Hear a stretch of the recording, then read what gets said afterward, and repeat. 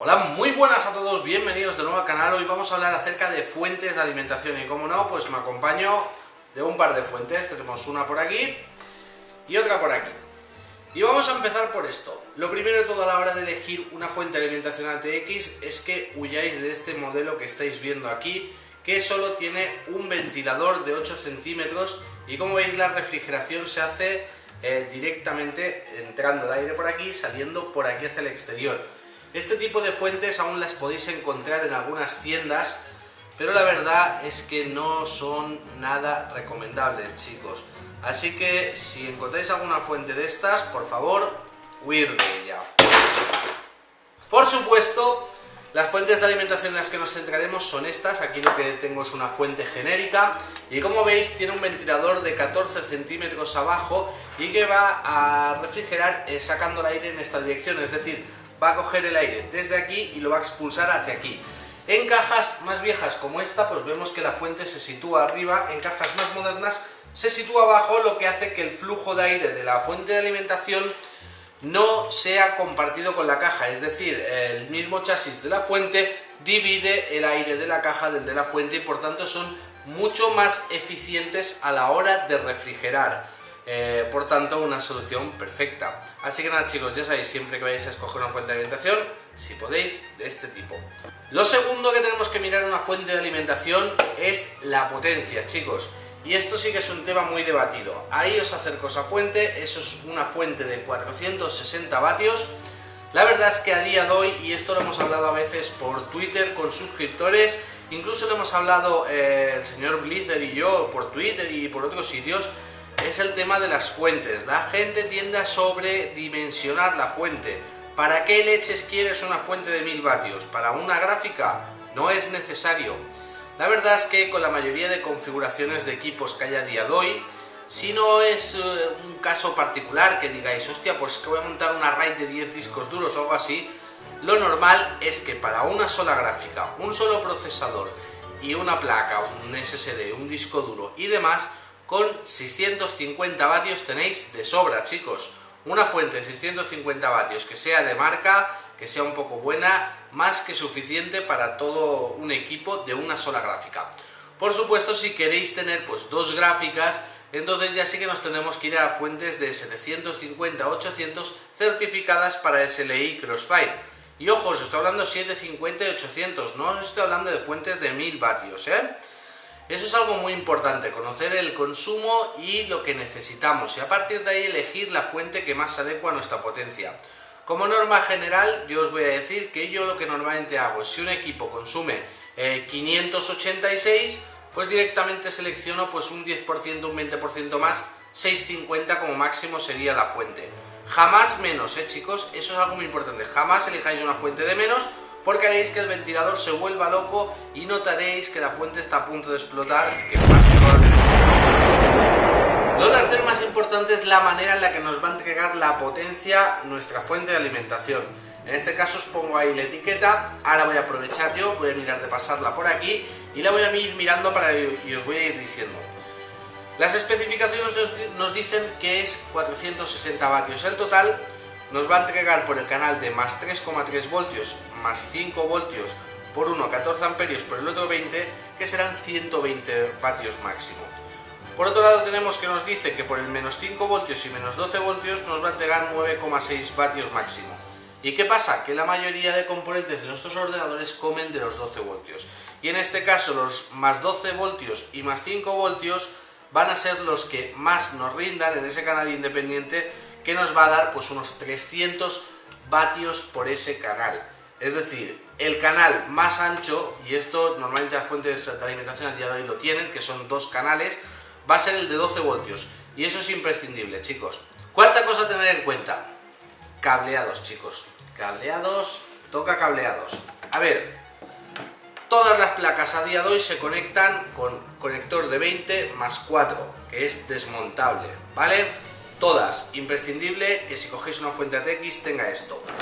Por supuesto tenemos el conector de corriente de CPU, que en este caso solo tiene 4. ¡Ojo! ¡Ojo! Y mucho ojo con esto.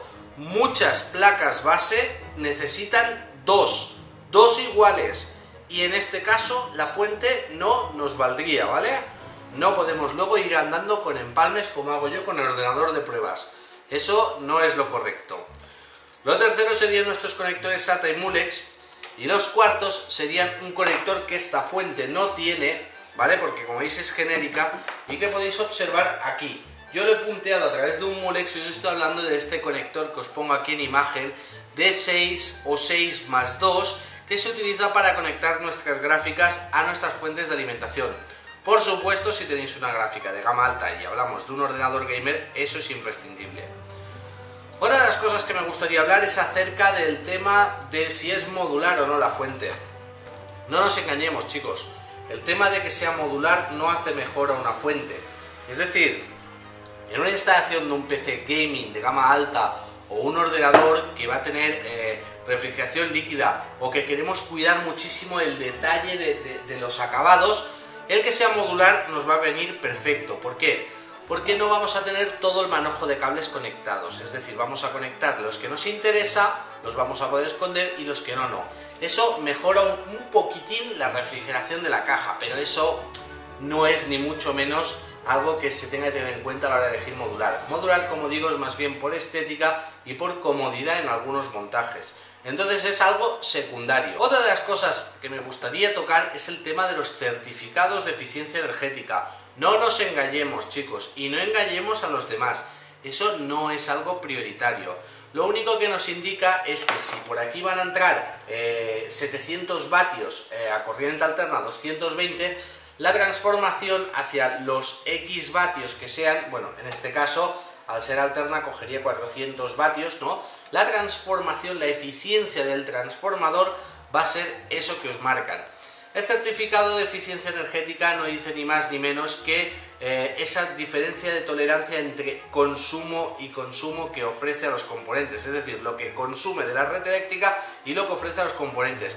Sí que es algo a tener en cuenta desde el punto de vista ecológico y económico para las facturitas de la luz, pero no es algo a tener en cuenta a la hora de que una fuente sea buena o no. Uno de los puntos que me gustaría tocar es el tema de la calidad de los componentes internos y las diferentes protecciones que llevan las fuentes. A día de hoy, muchas de las fuentes llevan diferentes sistemas de protección para que en el caso de que se estropee la fuente no salga un cortocircuito hacia los cables. Eso es algo importante que solo vamos a ver en la referencia de las fuentes, en las cajas. No lo vemos por norma general en la misma fuente. Y otra cosa es el tema de la calidad de los componentes.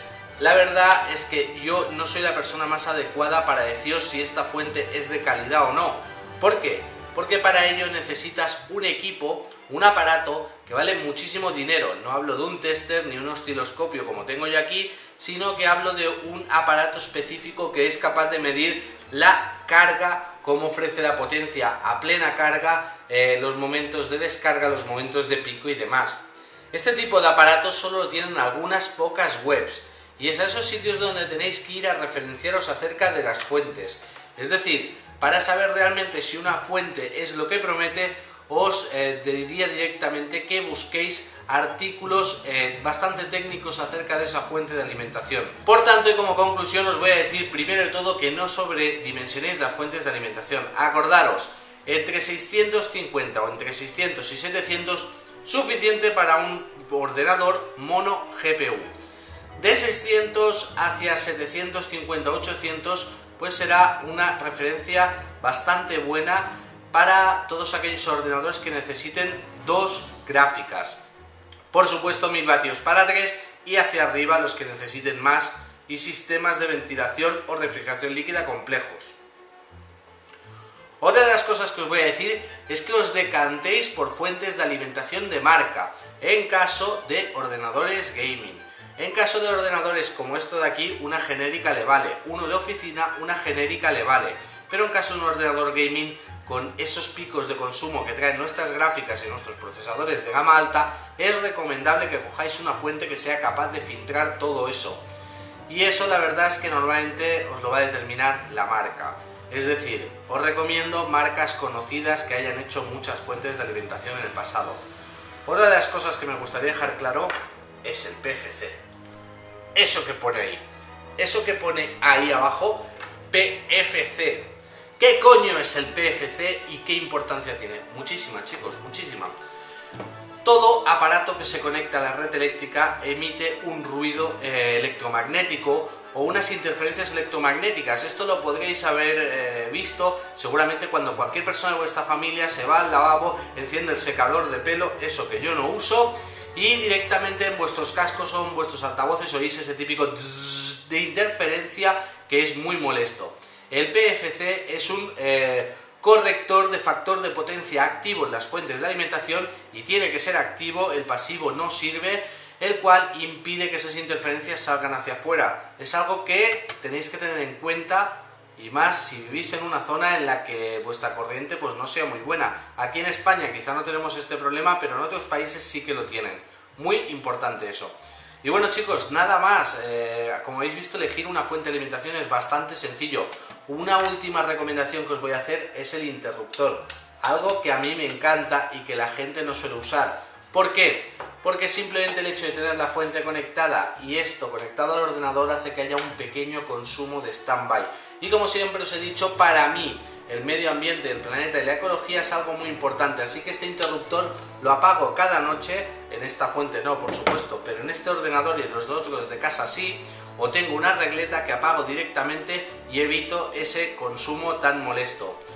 Por supuesto, chicos, si os ha sido útil el vídeo o lo habéis visto interesante, pues podéis apoyarlo con un like o compartirlo en las redes sociales. También podéis dejarme cualquier tipo de comentarios aquí abajo, cualquiera acerca de todo tipo de fuentes de alimentación, estaré encantado de contestaros. Y por supuesto podéis seguirme en Twitter, en Facebook o en cualquiera de mis dos canales de YouTube. Esto ha sido todo, muchísimas gracias a todos por ver el vídeo y hasta el próximo.